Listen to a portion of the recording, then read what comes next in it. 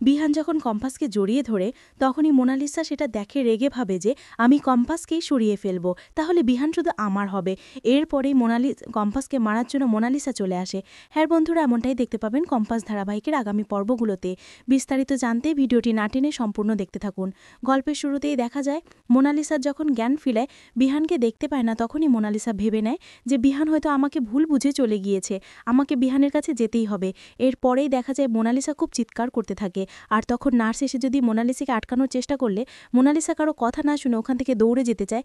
আর তখনই মোনালিসাকে আটকানোর চেষ্টা করে, তখন মোনালিসা কোনো কথা না শুনে মাহির কাছে গিয়ে বলে যে আমি আমি তোমার চর্জি ভাইকে খুব ভালোবাসি, তুমি তো সেটা জানো মাহি, বলো আমি ওর জন্য সব কিছু করতে পারি। মাহি বিশ্বাস করে, এসব কিছু আমি ইচ্ছা করে করিনি, আমি বিহানকে পাওয়ার জন্য করেছি, বিহানের কাছে ভালো হওয়ার জন্য করেছি, সেটা তো তোমরা বুঝতে পারছো না। মাহি তখন বলে হ্যাঁ হ্যাঁ মোনালিসা, আমি তোমার ব্যাপারটা বুঝতে পারছি, কিন্তু এখন তুমি ঠান্ডা হও। তখনই মোনালিসা বলে না, আমি তোমার ছোট্ট ভাইয়ের কাছেই যাব। বিহান কোথায়? কোথায় বিহান? আমি বিহানের কাছে যাব।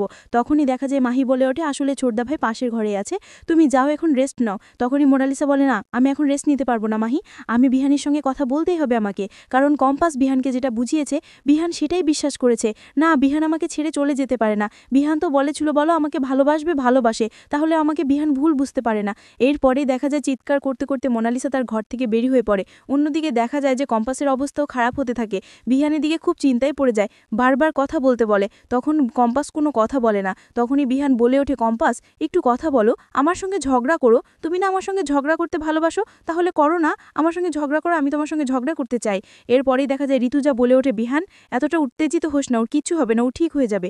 মেয়েটার উপর দিয়ে যে ধকল গেল, আমরা তো কখনো ভাবিনি যে মেয়েটা আমাদের সঙ্গে আবার এক হতে পারবে, কিন্তু দেখ মেয়েটা ভালোভাবেই আমাদের কাছে আছে, চিন্তা করিস না বিহান, সব কিছু ঠিক হয়ে যাবে। এদিকে বিহান বলে ওঠে না মা, কিচ্ছু ঠিক হবে না, মেয়েটার সঙ্গে যে অপরাধ যে অন্যায় আমি করেছি তার জন্য আমি কখনো ক্ষমা পাবো না, আমি সবসময় ওকে ভুল বুঝে গেছি, কিন্তু দেখো না মা, ও আমাদের সম্মানের কথা ভেবে ও কতটা কষ্ট নিয়ে ও এখানে এসেছিল, আমি আসলে ওকে চিনতে পারিনি, মেয়েটা অনেক ভালো মা। তখনই ঋতুজা বলে এই কথা আমি তোমাকে সবসময় বলতে চাইছিলাম বিহান, যে যেদিন তুমি কম্পাসকে বুঝবে সেদিন অনেকটা দেরি হয়ে যাবে, কারণ কম্পাসের মতো মেয়ে হয় না, আমি ওকে চিনি বলেই আমি ওকে আমার বৌমা হিসেবে মেনে নিয়েছিলাম, সেটা তোমরা বুঝতে পারছো না। তখনই দেখা যায় যে বিহান বলে ওঠে ঠিক বলেছো মা, আসলে কম্পাসের মতো মেয়ে হয় না, ওর কিছু হোক সেটা আমি চাই না, ও সুস্থ হয়ে যাক সেটা আমি চাই।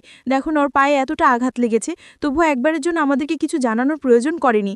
এরপরে আমি যখন দেখতে পেয়েছি তখন বলেছে যে সামান্য একটু ক্ষত, এটা তেমন একটা লাগবে না। এরপরেই দেখা যায় বিহান কম্পাসকে জড়িয়ে ধরে রাখে, আর সেই মুহূর্তে মোনালিসা ভিতরে চলে আসে।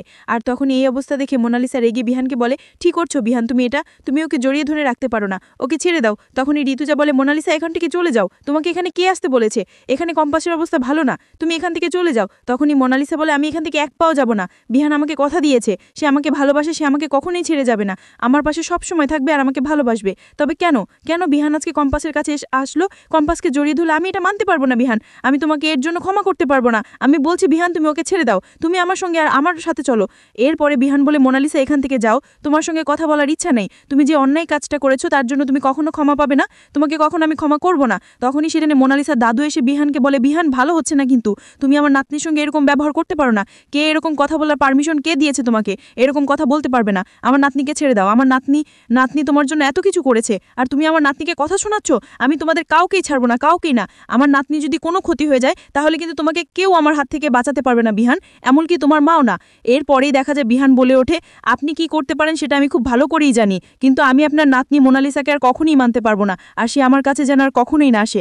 তখনই মোনালিসা পরে বিহান তুমি কি বললে, এটা কি বললে, এটা আমি তোমার কাছ থেকে কখনোই যাব না, আর তুমি যদি আমাকে ছেড়ে দাও সত্যি সত্যি আমি নিজেকে শেষ করে ফেলবো, গায়ে আগুন লাগিয়ে দিব, না হলে সুইসাইড করবো, আমি বাঁচতে পারবো না, আমি বাঁচবো না, তুমি আমাকে কথা দিয়েছিলে সবসময় তুমি আমার পাশে থাকবে, তুমি কেন বিহান তুমি আজকে কম্পাসের কাছে চলে গেলে, কম্পাসের সব অভিনয় বিশ্বাস করো বিহান, তুমি আমাকে বিশ্বাস করে একবার করে দেখো, আমি সত্যি বলছি কম্পাস সব মিথ্যা কথা বলছে।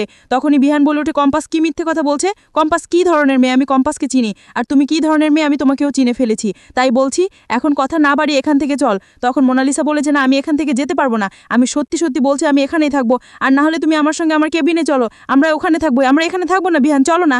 তখনই বিহান মোনাসকে ধক্কা দিয়ে ফেলে দিতে যায়, আর তখনই মোনালিসার দাদু মোনালিসাকে ধরে বলে বিহান ভালো হচ্ছে না, কিন্তু তুমি আমার নাতনির সঙ্গে এরকম ব্যবহার করতে পারো না, আমি তোমাকে ছেড়ে দেবো না। আমার নাতনি যদি কিছু হয় তাহলে তোমাদের চৌধুরী পরিবার আমি এক নিঃস্ব করে দেবো, বলে দিলাম। তখনই বিহান বলে, জানতো আপনি যা করবেন করুন, কিন্তু আমি আপনার নাতনি মোনালিসাকে আর কখনোই মানতে পারবো না, আর সে আমার কাছে যেন আর কখনোই না আসে।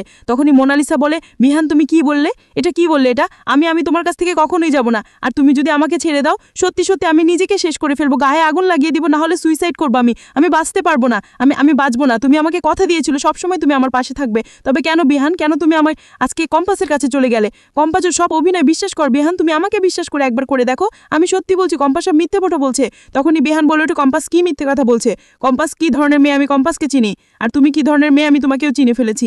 তাই বলছি এখন কথা না বলি এখান থেকে চল। তখন মোনালিসা বলে দেন, আমি এখান থেকে যেতে পারবো না, আমি সত্যি সত্যি বলছি আমি এখানেই থাকবো, আর না হলে তুমি আমার সঙ্গে আমার কেবিনে চল, আমরা ওখানে থাকবো, আমরা এখানে থাকবো না। বিহান বিহান চলো না। তখনই বিহান মোনালিসাকে ধাক্কা দিয়ে ফেলে দিতে চায়, আর তখনই মোনালিসার দাদু মোনালিসাকে ধরে বলে, বিহান ভালো হচ্ছে না, কিন্তু তুমি আমার নাতনির সঙ্গে এরকম ব্যবহার করতে পারো না, আমি তোমাকে ছেড়ে দেবো না। আমার নাতনি যদি কিছু হয় তাহলে তোমাদের চৌধুরী পরিবার আমি এক নিঃস্ব করে দেবো, বলে দিলাম। তখনই বিহান বলে, জানতো আপনি যা করবেন করুন, কিন্তু আমি আপনার নাতনিকে আর কখনো মানতে পারবো না। আর তখনই মোনালিসা ওখানে নার্সের হাতে ছুরি রাখা থাকে, আর সেটা নিয়েই কম্পাসের দিকে তাকিয়ে বলে, আমি তোকে বাঁচতে দেবো না কম্পাস, তুই আমার কাছ থেকে বিহানকে চিনে নিতে চাচ্ছিলি না, আমি তোকে মেরে ফেলবো, তো তুই মারা গেলেই বিহান আমার হয়ে যাবে, তোকে আমার হাত থেকে কেউ বাঁচাতে পারবে না। কম্পাস কেউ না। তখনই কম্পাস বলে, মোনালিসা ম্যাম আপনি ভুল করছেন, আপনি এমনটা করবেন না, দেখুন আপনি এমনটা করবেন, হাত থেকে ছুরিটা ফেলে দেন। তখনই দেখা যায় মোনালিসা বলে, না আমি ফেলবো না, আমি কম্পাসকে মেরে ফেলবো।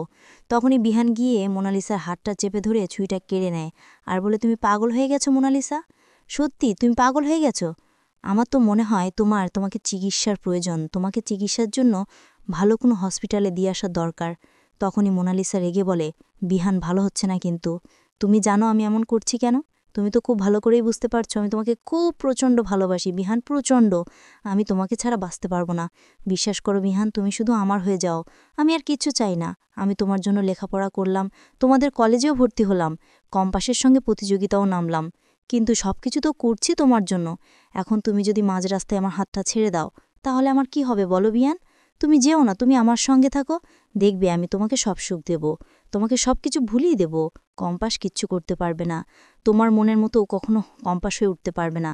তখনই বিহান বলে, দেখো মোনালিসা, আমি কখনো রূপ দেখে কাউকে ভালোবাসিনি, আমি তোমার রূপ দেখে তোমাকে ভালোবেসেছিলাম না, তোমার গুণটা দেখেছিলাম, কারণ আমি জানতাম তুমি সায়েন্টিস্টের ব্যাপারে প্রচণ্ড ভালো জানো, এজন্য আমি তোমাকে ভালোবেসেছিলাম। কিন্তু এখন দেখছি তুমি এসব কিছু জানো না, তুমি সব কিছুই কম্পাসের হয়ে নিয়েই কাজ করেছো, কম্পাস তোমার হয়ে কাজ করেছে, নাম হয়েছে তোমার। এজন্য আমি এখন কম্পাসকে আমার যোগ্য স্ত্রীর সম্মান দিয়ে তাকে আমার বাড়িতে রাখব, আর তাকে অনেক বড় হতে হবে। একদিন আমি দেখিয়ে দেব আমার স্ত্রী একদিন সবার সেরা হবে। তখনই মোনালিসার দাদু মনে মনে বলে, সেটা কখনো হতে দেব না। আমার নাতনি যদিও কলেজে পড়তে না পারে, আমিও দেখতে চাই যে ও কম্পাসকে ও কলেজে কিভাবে রাখে। অখিলেশ চৌধুরীকে যে ভয় দেখিয়েছি, তারপরে আমার নাতনিকে ও কলেজ থেকে বের করতে পারবে না, আমার নাতনিকে ওই কলেজে নিয়েই বাধ্য হবে। আর ঋতুজা ম্যাডাম, আপনি কিন্তু ভুল করছেন, আপনি আমাকে এখনও চেনেন না। আমি আপনাকে আবারও বলছি, আমার নাতিকে কিন্তু কলেজ থেকে বের করবেন না, তাহলে কিন্তু খুব খারাপ হয়ে যাবে, খুব খারাপ। তখনই ঋতুজা বলে, আপনি আর কি খারাপ করবেন? আপনারা তো শুধু অন্যায়ই করতে পারেন, কখনো ভালো কাজ করতে পারেন না। তখনই দেখা যায় যে মোনালিসা দাদু বলে, দেখুন আমি একজন লয়ার, তাই আইনের মারপ্যাচ আমার থেকে ভালো কেউ বোঝে না। এরপরে দেখা যায় মোনালিসা তার দাদুকে জড়িয়ে ধরে কান্না করতে করতে বলে, দাদু আমি বিহানকে ছাড়া বাঁচতে পারবো না দাদু, তুমি আমার বিহানকে এনে দাও, তুমি বিহানকে বুঝাও দাদু, আমি বিহানের হতে চাই, আমি বিহান ছাড়া অন্য কারোর হতে পারবো না, দাদু তুমি বোঝাও। তখনই মোনালিসার দাদু মোনালিসাকে বলে, তুই চিন্তা করিস না, সব কিছু ঠিক হয়ে যাবে, আর বিহানও তোর কাছে চলে আসবে, বিহান তোকে ছাড়া ওই কম্পাসের কাছে কখনোই যেতে পারবে না, আমি তোকে গ্যারেন্টি দিচ্ছি যে বিহান একদিন তোর কাছে ঠিক ফিরে আসবে, তুই চিন্তা করিস না, আমি তোর জন্য সব কিছু করতে রাজি আছি, তোর লাইফটা এভাবে শেষ হয়ে যাবে সেটা আমি মেনে নিতে পারবো না, দরকার হলে কম্পাসের আবারও আমি শেষ করে দেওয়ার চেষ্টা করব। তখনই মোনালিসা বলে, দাদু তুমি ওকে মারার চেষ্টা কেন করেছিলে? তোমাকে তো শুধু বলেছিলাম যে ওই অ্যালার্মটি আমাকে এনে দেবে, তুমি ওকে জলে কেন ফেলে দিতে গেলে? তখনই মোনালিসার দাদু বলে, দেখ আমি এসব কিছুই জানি না, আসলে ওকে শুধু বলেছিলাম বস্তায় বন্দি করে রেখে দিতে, কিন্তু ও যে জলে পড়ে যাবে, ওদের এত বড় বিপদে পড়বে সেটা আমি বুঝতে পারিনি। তা যাই হোক, ও মারা গেলেই ভালো হতো, সব ঝামেলা ছুটিয়ে যেত, বিহানও আর ওকে খুঁজে পেত না, আর কোনো কথাই হতো না। এরপরে মোনালিসা দাদুর কাছে জড়িয়ে ধরে কান্না করতে করতে বলে, দাদু আমি এত কথা বুঝি না, আমি শুধু বিহানকে চাই।